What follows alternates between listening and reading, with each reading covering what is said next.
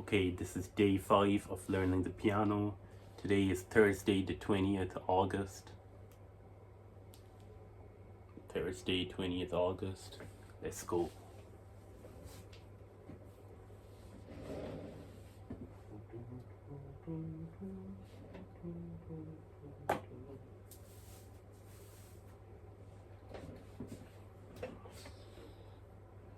Gonna do some finger practice.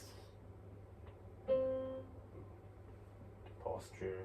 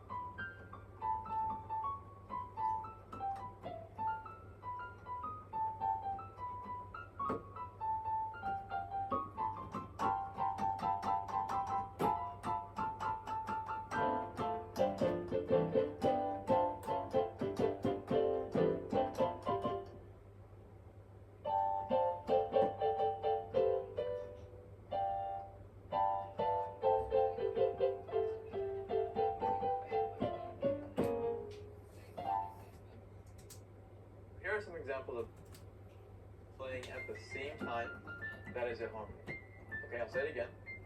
If you have two or more notes playing at the same time, that is a harmony. So,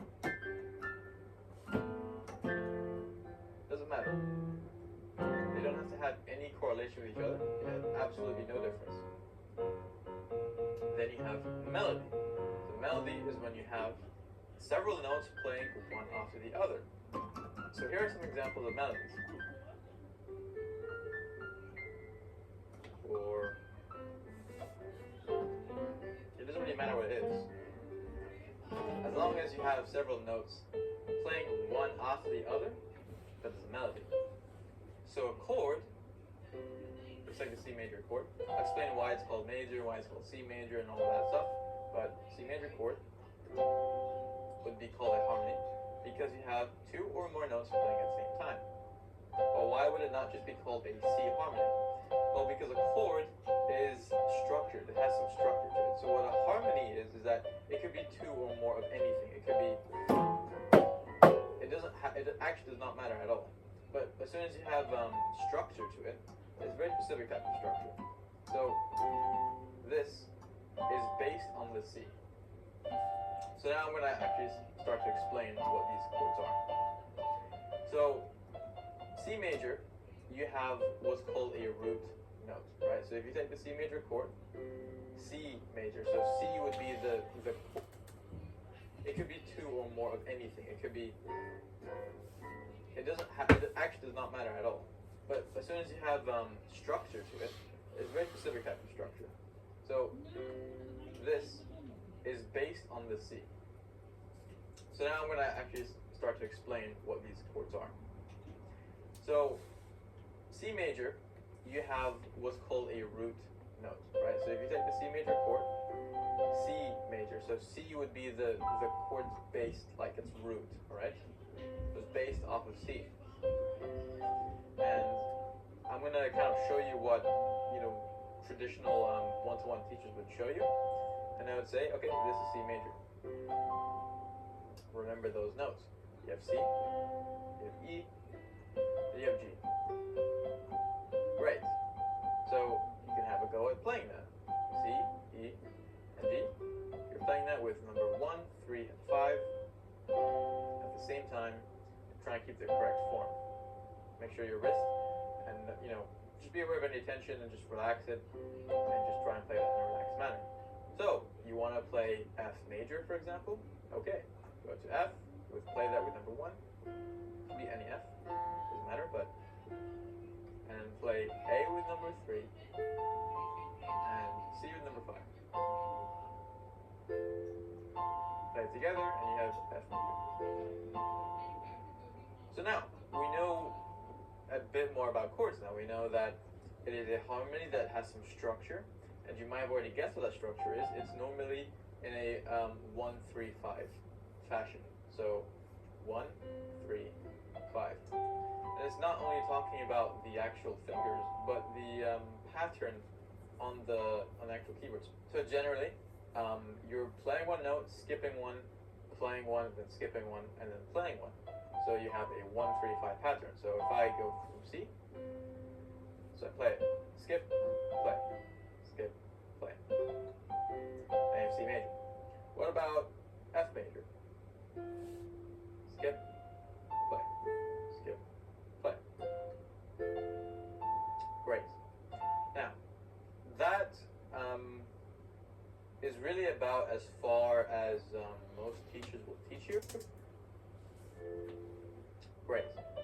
Now, that is really about as far as most teachers will teach you, partly because most teachers are classically trained and they will teach students classically. And I'm not saying that to hate on those techniques or teachers or anything. I'm just saying that the people who go to one-to-one traditional learning, they are going to learn classical training, but and in classical training, you don't find a whole lot of chord knowledge. So the other thing about chords that you might be wondering is, why is it called major? Are there any other options? So it's called major, C major, for a particular reason. You also have something C minor for another reason. So you have major and minor. This is called a tonality. Okay, So tonalities, it is either major or minor.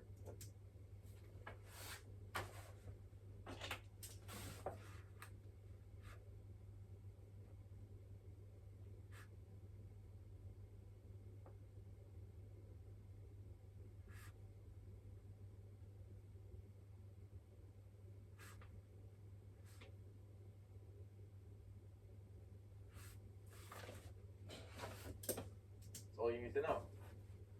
So if I say play C major, you're playing C, E, and G. If I say play C minor, playing C, E flat, and G. Now that traditional one-to-one teacher will just tell you remember those notes, with no sense of like actual understanding. It's just you're memorizing the notes, which it does, work to a certain degree, but that's not really what you want. One other thing that you need to know, and that is called chord progressions. So chord progression,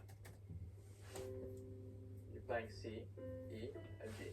If I say play C minor, playing C, E flat, and G. Now that traditional one-to-one teacher will just tell you remember those notes, with no sense of like actual C, E flat, and G. Now that traditional one-to-one teacher will just tell you remember those notes, with no sense of like actual understanding. It's just you're memorizing the notes, which it does, work to a certain degree, but that's not really what you want. One other thing that you need to know, and that is called chord progressions. So chord progressions are the most common way of movement in a song, in a normal pop song, or in fact, most songs in general. So a chord progression might sound like this.